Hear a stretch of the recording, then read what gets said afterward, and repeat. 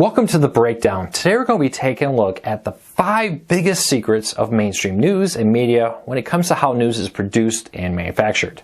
I have owned a large news organization for some time, and I've worked with the most prestigious news organizations in print, news, TV, and more, radio, just to name a few.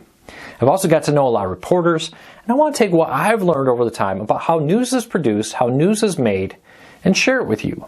And hopefully that will help you better understand news, better understand how news works, so that you can make more informed decisions based on the news you see, and maybe comprehend better how the news cycle works. So we're going to take a look at that today. Now, none of this is directed towards any particular news organization, but we are looking at some of the largest news organizations out there and how the culture of all this works as a whole. But each news organization works a little different, so not everything here may apply to each individual news organization, so keep that in mind. But overall, what I'm going to say is kind of indicative of the news industry as a whole. When you're looking at the very top, the biggest news names out there in print and TV and web and in radio. But first, before we do that, do me a big favor if you're new here. Hit that subscribe button, hit that thumbs up. It really does help us because it lets YouTube know you enjoy what we do here. And hopefully we can help you learn something new, whether it be about news organizations or other topics we cover here on The Breakdown. Your support's greatly appreciated. All right, let's get started off with number 1. One of the biggest complaints I hear about news organizations is they rush everything. Everything's a race to get first. Truth is, it really is. There is a rush in news nowadays to be first. Some of that's on us as a news organization. A lot of that, though, comes from the current way news is discovered in digital media when it comes to like Google or social media. Being first can be quite profitable. If you're first, you often get put higher on things like Google News. A news story that's last often won't rank higher than one's first, typically when you're looking at equally ranked news sites, the top of the tier there.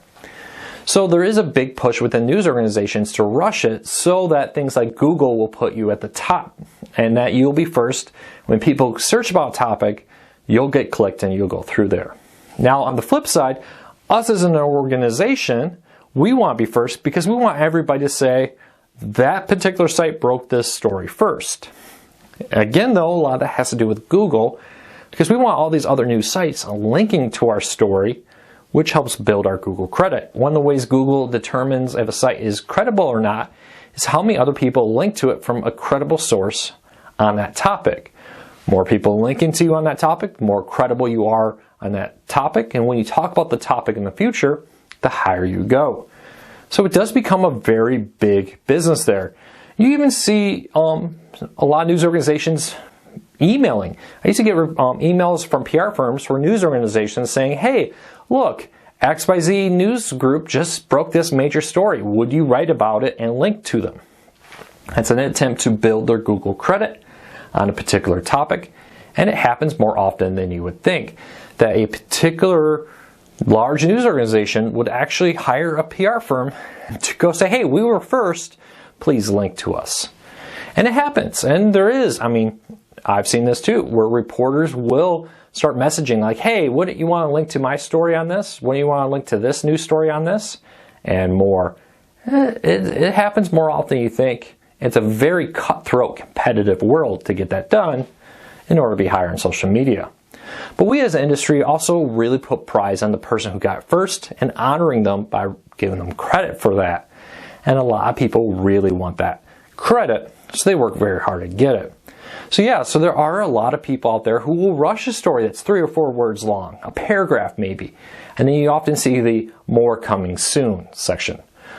Largest media sites out there do this. They get it live, they get it across all their social media, they get it into Google, then they come back and then they update the news story.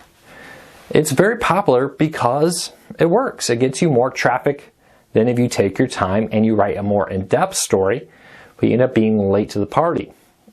And let's be honest, right now in the news cycle, seconds count. That second of hidden post counts to be first or fifth, first or 10th. A minute later, you could be 100th in the news cycle. That's just kind of how it works. So speed is important, increasingly in news organizations. Like it or not, some of it's our own doing. Some of it is because of the way things like social media work. It does matter where you place an order, and it does matter how in search engines, not just with Google, with others, but Google is the most well-known. All right, number 2, increasingly social media and sites like Reddit are where news sites are getting their news. News sites have had to really cut down on the number of employees. Even the largest news organizations are impacted. They're ad supported. Ads right now, especially with everything happening in 2020, is tough. So they've cut down on the number of reporters they have. The idea of having reporters in every major city and on every street corner and more died out a long time ago.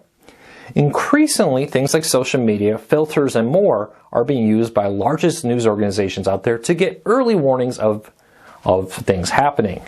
It's kind of like having a million reporters out there on a particular topic. If you're a reporter that is hyper-focused on a particular subject or topic, you can often, camp out on things like a Reddit subreddit and that talks about it. Have keyword alerts in social media and more, and get early tips and suggestions. I've done that. I've watched social media very closely. You have to verify it because there's a lot of bad information there, but you're like, hey, suddenly a lot of people are talking about a new feature. Or hey, there's a car accident on a highway that's causing major problems. Let's go look into it. We're seeing a lot of talk about it on social media. Happens more often than you think. And in this day and age of limited reporters, a lot of reporters are, instead of going into the field, they're actually reporting from their desk. Now it allows them to collect data from a larger group of people, but at the same time you have to get that data from somebody. And increasingly that's coming from social media. So next time you're tweeting out about something, you may find a major news organization do this. Now, a little story, for example, when this whole big 2020 pandemic started, I tweeted out about how I got really sick at CES and kind of wondered, hey, did I actually end up, because my symptoms were the same, and now I don't think I did. I don't think I actually had that particular virus at CES back in January. I think I had something similar, because a lot of people I know who were also sick from CES who got the antibody test tested negative. But I got a call from a reporter from a large newspaper within 15 minutes. Now, in fairness, being a reporter, my contact info is publicly listed on a lot of databases. He had an alert, must have been for it. He said, hey, I'm working on a story for this. I want to hear your story about being sick at CES. I don't believe that story ever went live, but he saw my tweet, and within, I want to say an hour or two, he called me. Didn't email, didn't say anything, just called me. He said, hey, I saw this tweet you did. I'm working on a story on that. I need information. That kind of stuff happens more often than you think.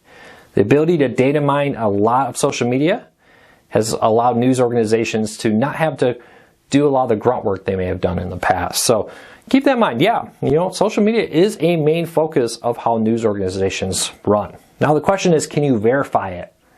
That's a whole nother topic. All right, number 3, reporters don't know the future, but we're pretty good about guessing it. A successful reporter will be somebody who can take little tea leaves, as you say, or little snippets of information, pile them together, and say, you know what, there's enough corroborating evidence here that I think there's something happening that I need to look into more.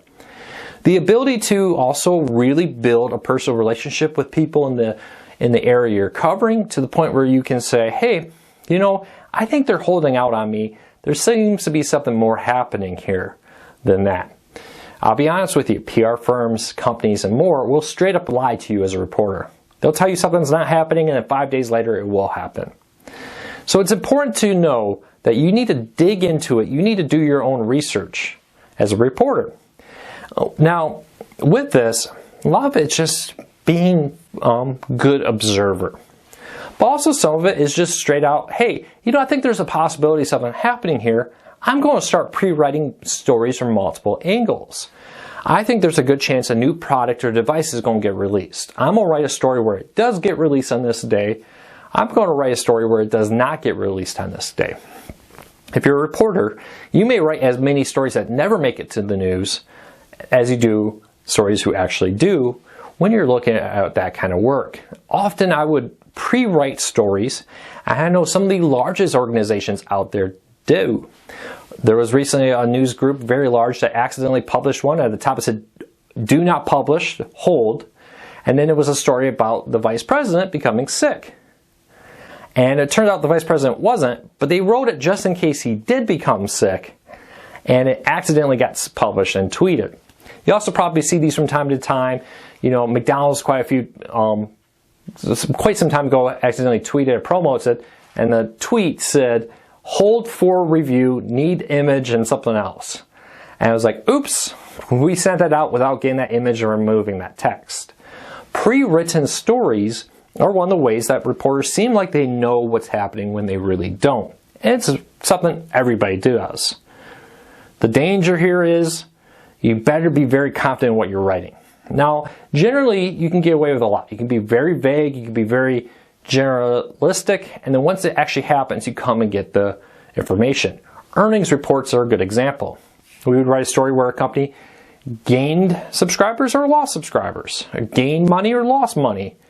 And then once we see the report, we hit post on the appropriate story, and then come back and add the specific data that was needed.